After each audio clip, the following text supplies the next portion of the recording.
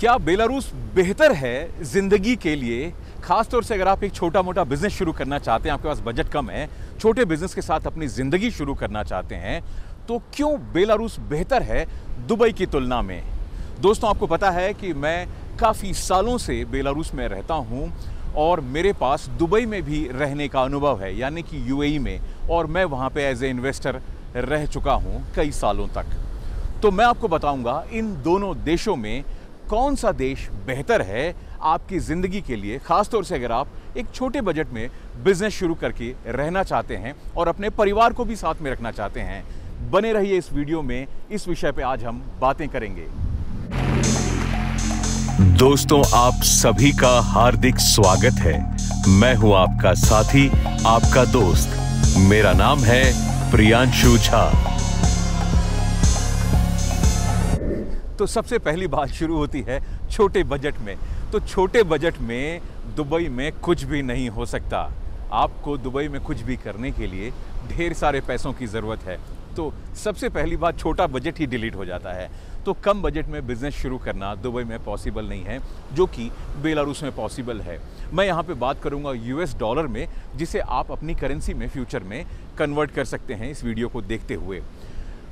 Belarus में आप एक छोटा मोटा बिजनेस लगभग 15,000 यूएस डॉलर से भी शुरू कर सकते हैं, जैसे कि मोबाइल रिपेयरिंग की शॉप, जैसे कि छोटा कैफ़े, कॉफ़ी शॉप जिसे कहते हैं, या फिर छोटा फूड ट्रक, या फिर कोई टॉय शॉप या ब्यूटी सलून, पूरे कागज़ों के साथ। जी हाँ, पूरे कागज़, रेसिडेंस परमिट, कंपनी लाइसेंस और सभी एक्सेसरीज़, सभी फर्नीचर, इन सभी के साथ बेलारूस में इस बजट में शुरू कर सकते हैं।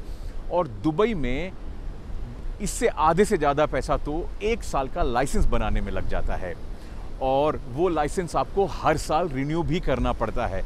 उसके अलावा फिर रेसिडेंसी वीज़ा अलग, फिर मेडिकल के पैसे अलग, ये सभी चीज़ें आपको लगती हैं। तो कम बजट में बिजनेस शुरू करने की जो संभावना है वो बेलारूस में है, न कि दुबई में।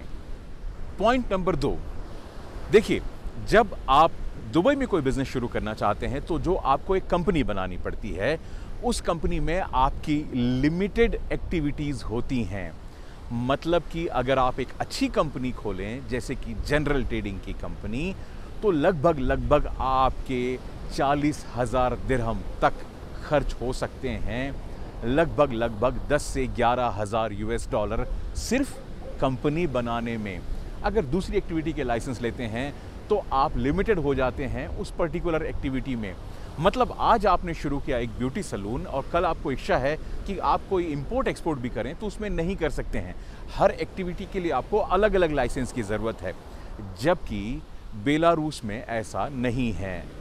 बेलारूस में आप एक कंपनी खोलते हैं और उसी कंपनी पे जितनी भी चाहें एक्टिविटी आप कर सकते हैं। चाहे आप उसमें इंपोर्ट एक्सपोर्ट शुरू करें, चाहे आप उसमें ब्यूटी सलून खोलें, चाहे आप उसमें रेस्टोरेंट खोलें, कॉफ़ी शॉप खोलें, या कोई ग्रॉसरी स्टोर खोलें, कोई सा भी काम आपको करना है, आप एक ही कंपनी में कर सकते हैं। आपको अलग अलग एक्टिविटी के लिए अलग अलग लाइसेंस लेने की ज़रूरत नहीं है।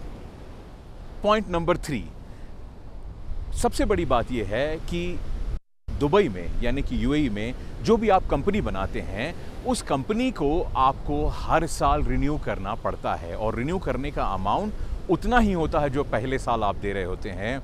जबकि बेलारूस में ऐसा नहीं है। आपकी बेलारूस की कंपनी सदा के लिए होती है, उसे हर साल रिन्यू करने की ज़रूरत नहीं है। तो ये सबसे बड़ी बात है जो आपके अगले साल पैसे बचाती है।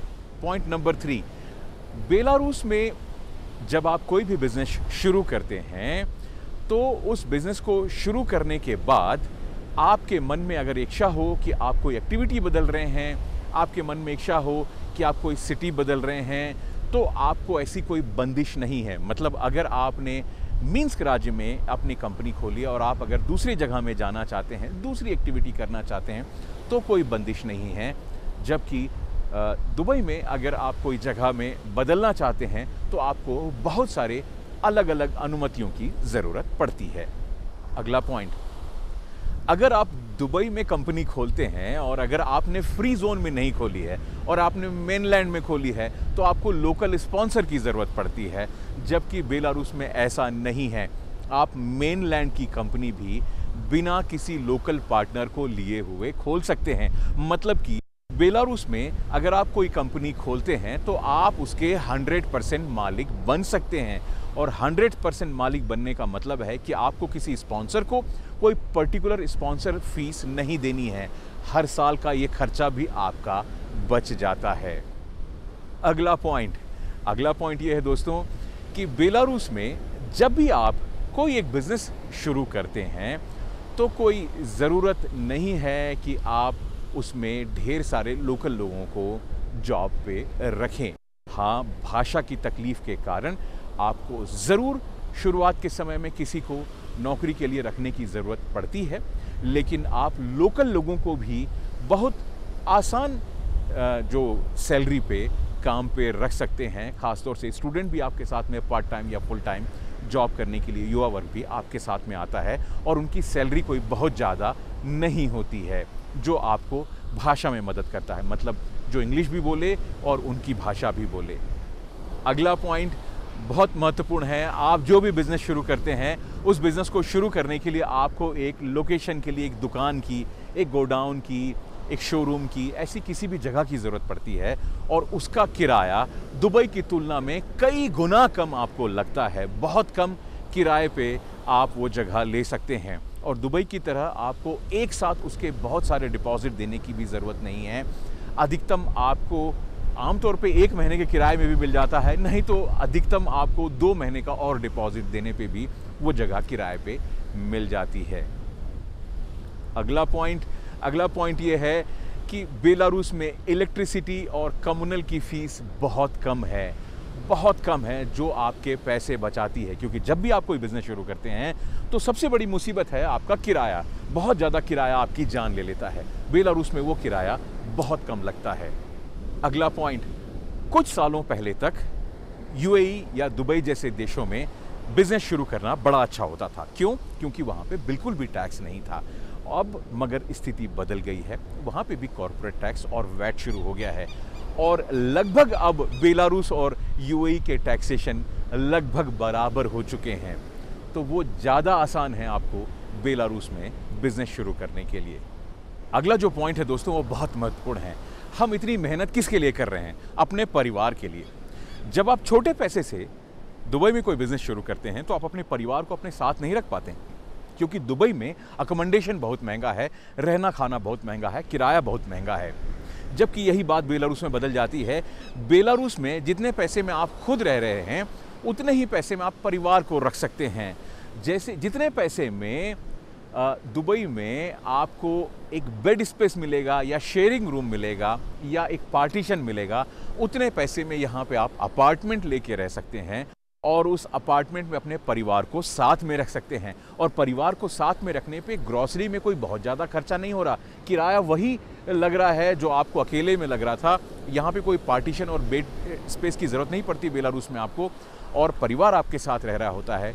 जब परिवार का साथ होना मतलब खुशियाँ आपके पास हैं, आपके अपने 20-20 साल के लिए आपसे दूर नहीं हैं और 2 साल में आप उन्हें मिलने के लिए एक बार जा रहे हैं, ऐसी बात भी नहीं है। आपके बच्चे आपकी आंखों के सामने बड़े होते हैं। आपका ये जो गम है परिवार से दूर रहने का, वो बेलारूस में पूरा ख़त्म हो जाता है और आपकी खुशियाँ आपको मिलती हैं परिवार के साथ रहने के लिए। अगला पॉइंट महत्वपूर्ण है। बेलारूस में पढ़ाई बड़ी सस्ती है। दुबई जैसे शहर में बच्चों की पढ़ाई बहुत महंगी है, एक आम आदमी उसे अफोर्ड नहीं कर सकता अगर आपका छोटा मोटा बिजनेस है तो, या छोटे मोटे काम हैं तो। लेकिन बेलारूस में सरकारी स्कूल में अगर आप टीआरपी पे भी रह रहे हैं तो भी, और उसका स्टैंडर्ड बहुत अच्छा होता है, तो भी वो इतना महंगा नहीं है।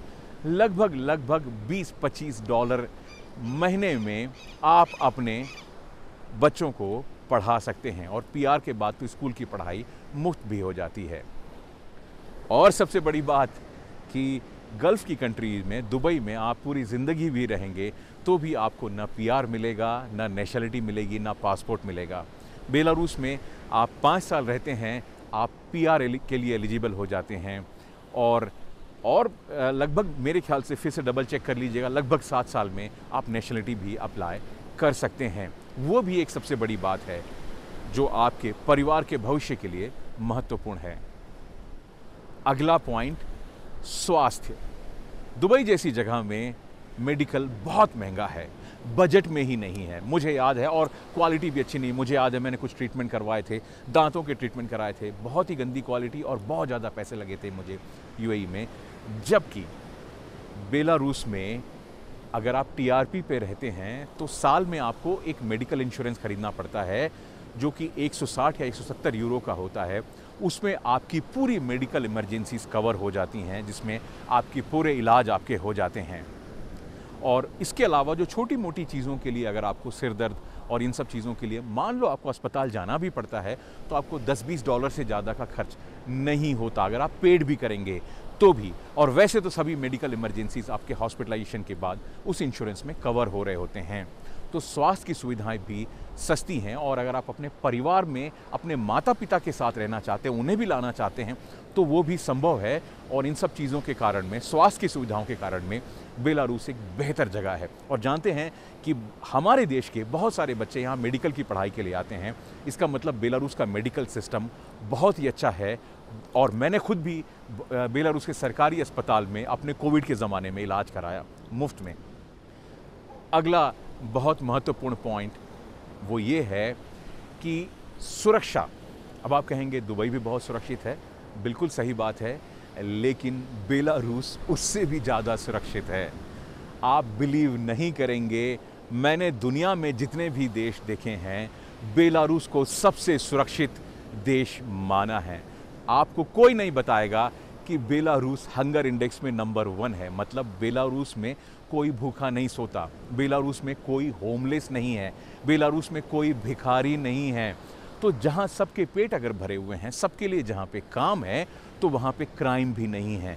तो बेलारूस एक no corruption, no crime, no homeless वाला देश है। और इसके कारण आपके परिवार को सुरक्षा मिलती है। रात के 2 बजे भी आपके बच्चे अगर कहीं बाहर टहलने निकल गए ना, तो भी उनके लिए आपको डरने की ज़रूरत नहीं है कि उनका क्या होगा। तो ये बात भी बहुत महत्वपूर्ण है, वो है सुरक्षा। अगला पॉइंट जो बहुत महत्वपूर्ण है वो ये है लोकेशन। अगर आप दुबई में रहते हैं तो आपके पास आसपास जाने के लिए कोई बहुत सारे देश नहीं है जहां पे आप अपने बिजनेस को बहुत अच्छे से एक्सप्लोर और एक्सपांड कर सकते हैं। जो सब कुछ है सब एक जैसा ही है। लेकिन बेलारूस यूरोप के सेंटर में आता है। जी हाँ, यूरोप के सेंटर में आता है। बेलारूस शेंगन का हिस्सा नहीं है, लेकिन उसके बावजूद बेलारूस यूरोप के सेंटर में आता है दोस्तों। और यहाँ से बाय रोड भी आप पूरा यूरोप घूम सकते हैं। मैं खुद बाय रोड स्विट्ज़रलैंड तक गया हूँ, जर्मनी गया हूँ, चेक रिपब्लिक यानी प्राग गया हूँ, लिथुआनिया, लातविया, जर्मनी, बहुत सारे देश मैं बाय रोड गया हूँ दोस्तों। तो लोकेशन भी सिर्फ एक वीज़ा शेंगन का लगता है और उसके बाद आप पूरे यूरोप को घूम सकते हैं, बिजनेस के लिए भी, अपने ट्रैवल के लिए भी, परिवार के लिए भी। तो लोकेशन बहुत महत्वपूर्ण है, जो आपकी ज़िंदगी में बड़ा बदलाव लेकर के आती है। अगली बात जो बेलारूस को बेहतर बनाती है, जानते हैं वो क्या है? वो है ऐसे लोग जो अपनी ज़िंदगी नई शुरू करना चाहते हैं, उनके लिए बेलारूस बेहतर है। मतलब आप शायद विवाह करना चाहते हैं तो आपको कोई रेसिज्म नहीं मिलेगा। आप कोई फर्स्ट ग्रेड, सेकंड ग्रेड नागरिक, आप किसी के साथ बगल में खड़े नहीं हो सकते, उसे छू नहीं सकते, वो बड़े हैं, आप छोटे हैं, वैसा कोई आपके बीच में आपको डिस्क्रिमिनेशन का कोई भी, आप अमीर गरीब वाला कुछ भी नहीं मिलेगा। आपको बेलारूस में एक नज़र से इज्जत से देखा जाता है। बेलारूस में बिल्कुल भी रेसिज्म नहीं है। मतलब कोई लोकल आपसे सुपीरियर है, आप विदेशी हैं, आप उनसे छोटे हैं, वाली कहानी नहीं है। तो बेलारूस में जब आप रहते हैं तो आपको बराबर निगाहों से देखा जाता है। और आप अपनी परिवार को अगर शुरू करना चाहते हैं तो उसकी अपॉर्चुनिटीज़ भी है। अब आप जानते हैं कि यूएई एक ऐसा देश है, डेवलप तो हो रहा है, लेकिन एक ऐसा देश है जहाँ पे अधिकतर तो इमिग्रेंट्स आते हैं। लगभग 80% इमिग्रेंट है। और उस 80% लोगों में भी जो आए हैं उसमें से 60 से 70% जो लोग हैं वो पुरुष ही आए हैं। तो आई कितनी हैं? 10% महिलाएं आई हैं। तो महिलाओं की कमी है और पुरुष ज़्यादा हैं, जो कि आपको बेलारूस में अगर आप आ करके रहते हैं तो आपको परिवार बनाने के लिए ज़्यादा आसानी होगी, क्योंकि यहाँ पे इक्वालिटी भी है, जेंडर की भी, और यहाँ पे रेसिज्म नहीं है, तो परिवार बसता है। जैसे मेरा और आपसे बहुत सारे लोगों का देखा होगा बेलारूस में परिवार बसते हुए। जानते हैं अगली बात क्या है? अगला पॉइंट है इंफ्रास्ट्रक्चर। जी हाँ, बेलारूस का इंफ्रास्ट्रक्चर बहुत डेवलप्ड है। सड़कें, रेलवे लाइन, जो भी चीज़ें आप देखेंगे, बेलारूस का इंफ्रास्ट्रक्चर इतना डेवलप है कि जब आप अपनी आंखों से देखेंगे तो आपको विश्वास नहीं होगा।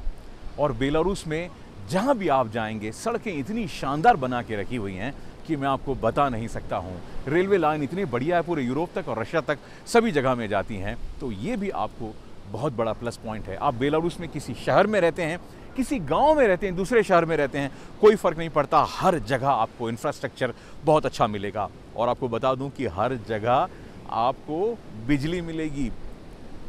मैंने यूएई में देखा है बहुत सारी जगहों पे, है ना, अगर थोड़ा आप बाहर की तरफ चले जाएं तो जनरेटर लगाने पड़ते हैं इलेक्ट्रिसिटी के लिए, वेयर हाउसेस और इन सब जगह में। बेलारूस में गांव-गांव में 1967 में ही 100% इलेक्ट्रिफिकेशन हो गया था और इलेक्ट्रिसिटी बहुत सस्ती है।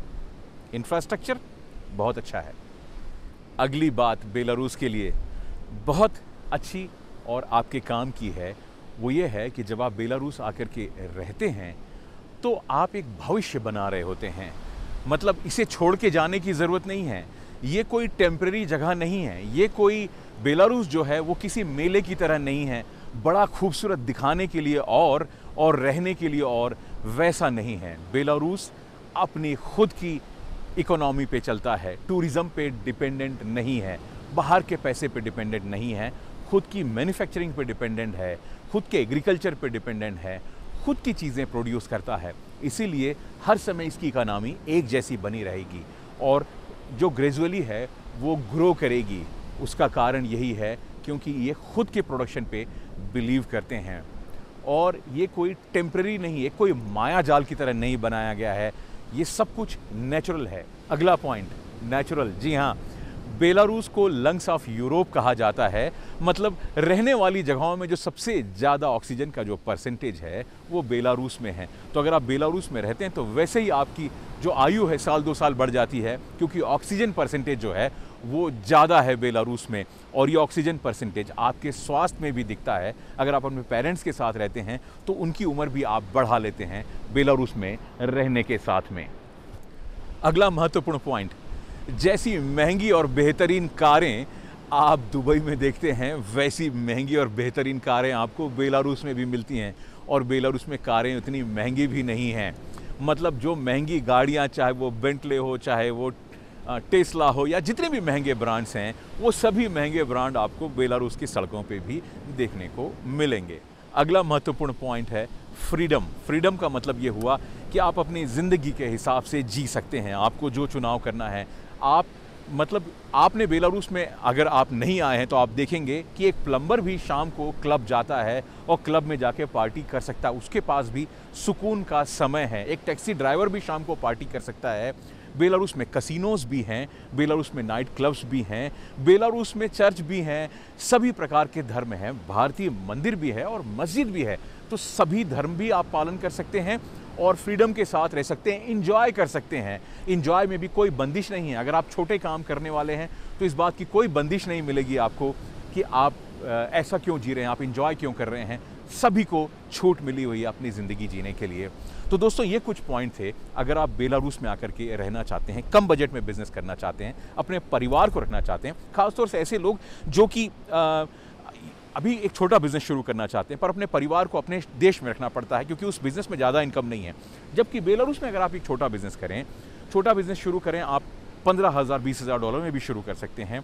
और इस छोटे बिज़नेस में अगर आप दिन के अगर $200 की भी सेल करें तो बेलारूस में 50% का मार्जिन तो बचता ही बचता है।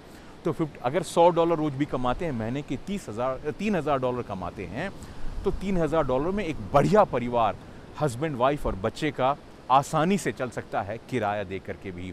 तो बेलारूस में छोटे बिजनेस करके भी आप अपने परिवार के साथ रह सकते हैं। दूसरी बात यह है कि अगर आप ऐसे हैं जैसे क्रिप्टो ट्रेडिंग, जैसे बेलारूस में क्रिप्टो ट्रेडिंग में कोई टैक्स नहीं है अभी तक तो अगर आप कोई क्रिप्टो की ट्रेडिंग भी करते हैं या कोई ऐसा कोई काम करते हैं जहां आपकी फॉरेन में आमदनी हो रही है, तो बेलारूस में एक मकान लेके रह सकते हैं। आप शहर में अगर मकान लें, मिन्स्क शहर में, तो आप जो BHK है वो लगभग 70-80 हज़ार डॉलर से शुरू हो सकते हैं। छोटे शहर में, स्टेट कैपिटल में लें तो $50,000 के आसपास होते हैं। किसी गांव में $15,000 में भी आप एक अपार्टमेंट ले सकते हैं, फुली फर्निश्ड। जी हाँ, और गांव भी कोई मीन्स कैपिटल से 2 घंटे की दूरी पे ही होगा, इतना दूर भी नहीं होगा। और ऐसे मकान में आप सुकून से रह सकते हैं। गांव में भी पूरी सुविधाएं मिलती हैं, तो आप सुकून से रह सकते हैं। आप कोई बिजनेस में इन्वेस्ट नहीं करना चाहते हैं, एक अपार्टमेंट लें और सुकून से रहें। और अपार्टमेंट लेने पे भी आपको बेलारूस का रेसिडेंस परमिट मिल जाता है।